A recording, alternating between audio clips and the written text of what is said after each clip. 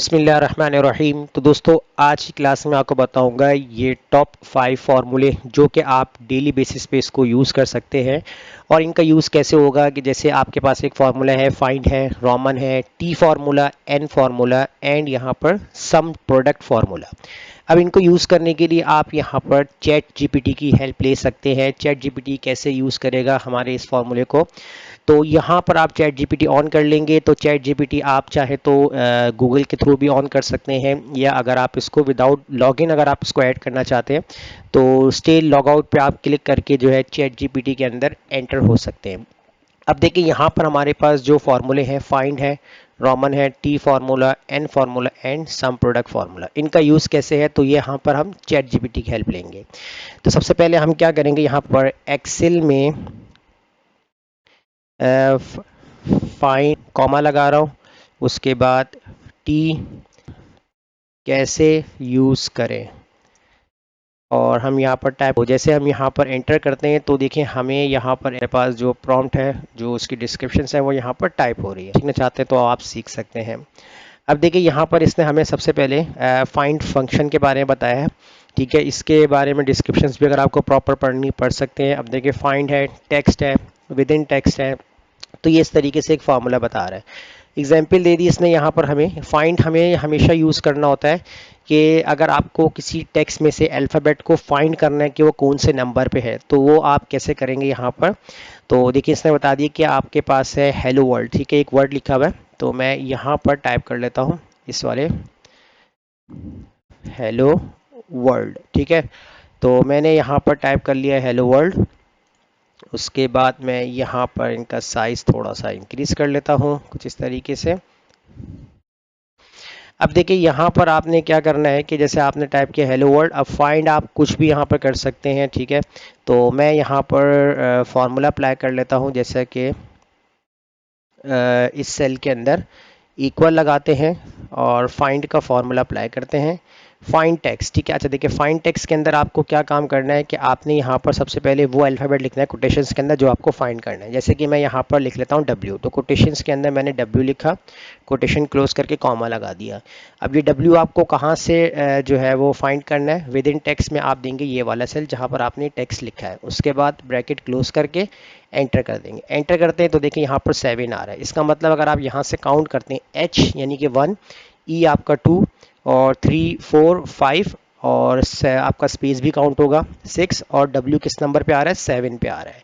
तो ये आपको बताएगा कि कौन सा वर्ड आपके कौन से नंबर पे लिखा हुआ है। तो फाइंड आप इस तरीके से इस फॉर्मूले को यूज़ कर सकते हैं। इस तरीके से अगर हम बात करते हैं यहाँ पर रोमन फंक्शन की, रोमन फंक्शंस भी देखिए आपको बता रहा है कि आपने यहाँ पर नंबर लिखना है। नंबर आपको कहाँ से देखना है, इस तरीके से देखेंगे। तो देखिए रोमन बेसिकली करता क्या है, ये आपके नंबर्स को एज अ रोमन वैल्यू के अंदर जो है वो चेंज कर देता है। जैसे आपके पास रोमन काउंटिंग होती है तो वो आपको यहाँ पर शो करेगा। कैसे, जैसे हम यहाँ पर कोई भी नंबर लिखते हैं, मैंने लिखा यहाँ पर 5, ठीक है। अब यहाँ पर मैंने इक्वल लगाया और रोमन का फार्मूला अप्लाई किया। नंबर्स हम यहाँ पर देंगे ये वाला, ठीक है। इस वाले सेल को सेलेक्ट करके ब्रैकेट क्लोज कर देंगे और अब यहाँ पर हम कर देंगे एंटर। तो देखिए 5 हमारे पास रोमन में कुछ इस तरीके से लिखा जाता है। अगर मैं यहाँ पर 10 लिखता हूँ तो 10 का जो है रोमन अल्फ़ाबेट क्या है, X है आपके पास। अगर मैं यहाँ पर लिख देता हूँ 50 तो देखिए 50 का L है। अगर मैं लिखता हूँ 100 तो 100 का C आ रहा है। अगर मैं लिखूंगा 120 तो देखें CXX आ रहा है। तो ये रोमन काउंटिंग आपकी होती है कि आपके पास कोई भी नंबर हो उसको रोमन में लिखना चाहते हैं तो आप इस फॉर्मूले की हेल्प से रोमन में चेंज कर सकते हैं। नेक्स्ट हमारे पास फॉर्मूला आता है यहाँ पर टी फार्मूला। अच्छा देखिए टी फार्मूला हमारे पास क्या काम करता है, ये बेसिकली हमारे पास टेक्स्ट के लिए होता है। लिखा हुआ है फॉर एग्जांपल हमने वर्ड लिख दिया, ठीक है, और यहाँ पर हमने फार्मूला अप्लाई किया, इक्वल लगाया और टी का फार्मूला अप्लाई करेंगे और वैल्यू के अंदर देंगे ये वाला सेल, ब्रैकेट क्लोज करेंगे और अब हम यहाँ पर करेंगे एंटर। जैसे ही हम यहाँ पर एंटर करते हैं तो देखिए हमारे पास यहाँ पर वर्ड लिखा हुआ है। इसका मतलब यहाँ पर क्या है, टेक्स्ट हमारे पास है। अगर यहाँ पर वर्ड नहीं लिखा होता, कोई नंबर लिखे हुए होते हैं और इसके बाद हम इसको एंटर करते हैं तो देखिए यहाँ पर हमारे पास 0 यानी कुछ भी नहीं दिखा रहा है। इसका मतलब है कि इस सेल के अंदर हमारे पास कोई भी टेक्स्ट नहीं है, जस्ट हमारे पास क्या वैल्यू लिखी हुई है। अगर मैं यहाँ पर कोई भी नेम वगैरह भी लिख देता हूँ तो देखिए यहाँ पर एज अ फार्मूला जो है वो टी टेक्स्ट फार्मूला वो यहाँ पर कंसिडर करेगा कि इस सेल के अंदर क्या है, आपके पास टेक्स्ट लिखा हुआ है। इसी तरीके से यहाँ पर अगर आप आते हैं, देखिए टेक्स्ट की आपको यहाँ पर प्रॉपर डिस्क्रिप्शन वगैरह पूरी डिटेल्स में बता रहा है, तो वो आप इजीली पढ़ सकते हैं जब आप प्रैक्टिस करेंगे इसकी। इसी तरह एन फार्मूला नंबर्स के लिए होता है। तो अगर हम यहाँ पर टाइप करते हैं कोई भी नंबर्स, ठीक है, नंबर टाइप किया, उसके बाद इक्वल लगाया, एन फार्मूला यूज़ किया, वैल्यू के अंदर हम देंगे ये वाला सेल, ब्रैकेट क्लोज करके अब हम यहाँ पर कर देंगे एंटर। जैसे एंटर करेंगे तो देखिए यहाँ पर नंबर आ रहा है। अगर हम यहाँ पर टाइप कर लेते हैं कुछ और वर्ड्स, ठीक है, जैसे हमने यहाँ पर टाइप कर लिया एक्सेल और इसके बाद एंटर कर दिया, तो देखिए यहाँ पर 0 आ रहा है, यानी कि ब्लैंक आ रहा है। इसका मतलब है कि हमें यहाँ पर जो फार्मूला यूज़ किया नंबर का, तो हमारे पास इस सेल के अंदर नंबर नहीं है, क्या लिखा हुआ है, टेक्स्ट लिखा हुआ है, तो इसलिए इसने 0 कर दिया है। अगर हम यहाँ पर वापस से कोई भी नंबर ऐड कर देते हैं और एंटर करते हैं, तो देखिए यहाँ पर हमारे पास नंबर शो हो रहा है। तो टेक्स्ट का टी फार्मूला टेक्स्ट के लिए होता है, एन फार्मूला आपका नंबर के लिए होता है। इसी तरीके से अगर आप लास्ट फार्मूला देखते हैं जो कि हमारा है सम प्रोडक्ट। अच्छा, सम प्रोडक्ट में हमारे पास देखिए दो फार्मूले, यानी कि सम भी कर रहा है, प्रोडक्ट मतलब इसका मतलब मल्टीप्लाई भी कर रहा है। अब ये कैसे होता है, जैसे मैं आपको यहाँ पर एग्जाम्पल देता हूँ, जैसे यहाँ पर भी आपको प्रॉपरली एग्जाम्पल्स दे रहा है आपको यहाँ पर कि किस तरीके से ये फार्मूला अप्लाई होता है, तो आप डिस्क्रिप्शंस पढ़ सकते हैं जब आप इसकी प्रैक्टिस करेंगे। जैसे कि आपके पास है यहाँ पर 5 और 2, ठीक है, इसके बाद यहाँ पर आपने लिखा 10 और यहाँ पर आपने लिखा 6, ठीक है।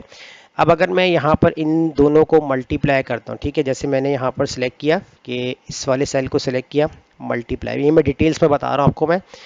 एंटर करेंगे तो देखिए 50 आंसर आ रहा है। इन दोनों को ड्रैग करेंगे यहाँ तक, तो देखिए यानी कि 5 10 ज़ा 50, 2 6 ज़ा 12। उसके बाद जब मैं यहाँ पर सम का फार्मूला लगा के इसको प्लस करूँगा और ब्रैकेट क्लोज करके एंटर करूँगा, तो देखिए मेरे पास आंसर क्या आ रहा है, 62 आ रहा है। यानी कि पहले मैंने इन दोनों को मल्टीप्लाई किया, उसके बाद फिर मैंने इन दोनों को ऐड किया, तो मेरे पास आंसर आ रहा है। अब अगर मैं यहाँ पर सम प्रोडक्ट का फॉर्मूला यूज़ करता हूँ, इक्वल सम प्रोडक्ट, ठीक है, एरे 1 के अंदर मैंने ये वाले सेल रेंज, इसकी रेंज सेलेक्ट की, कॉमा, एरे 2 के अंदर मैंने इस वाले सेल की रेंज सेलेक्ट की, उसके बाद ब्रैकेट क्लोज किया और एंटर कर दिया। जैसे एंटर कर दिया तो देखिए दोनों आंसर मेरे पास सेम आ रहे हैं, यानी कि मैं इस पूरे स्टेप से यहाँ से यानी मेरे लिए इजी हो गया कि मैंने डायरेक्टली ये प्रोसेस करने से पहले ही मैंने सम प्रोडक्ट का फार्मूला यूज़ किया और इस प्रोडक्ट फार्मूले को मैंने डायरेक्टली अप्लाई कर दिया। जैसे कि आपके पास यहाँ पर इस तरह से कुछ लिस्ट बनी होती है, ये क्वांटिटी है और ये आपके पास कॉस्ट है, यानी कि समझे कि 5 क्वांटिटी की कॉस्ट आपके पास, पर क्वांटिटी की कॉस्ट 10 की है, 5 क्वांटिटी की कॉस्ट 50 की हो जाएगी, एक क्वांटिटी कॉस्ट 6 की है और 2 क्वांटिटी के हिसाब से 12 की हो जाएगी। इन दोनों का टोटल निकाल के आंसर निकाला, और अगर डायरेक्ट सम प्रोडक्ट का फॉर्मूला यूज़ करके अप्लाई करेंगे तो ये हमें डायरेक्टली आंसर दे देगा। तो देखें इस तरीके से आप चैट जीपीटी की हेल्प से फार्मूलों की या फंक्शंस की, किसी भी फार्मूले की प्रैक्टिस कर सकते हैं। लेकिन ये फार्मूले जो बेसिक हैं किस तरीके से यूज़ होता है मैंने आपको आज की क्लास में बताया। फिलहाल आप इस क्लास की प्रैक्टिस कीजिए, मुझे इजाज़त दीजिए, अल्लाह हाफिज़।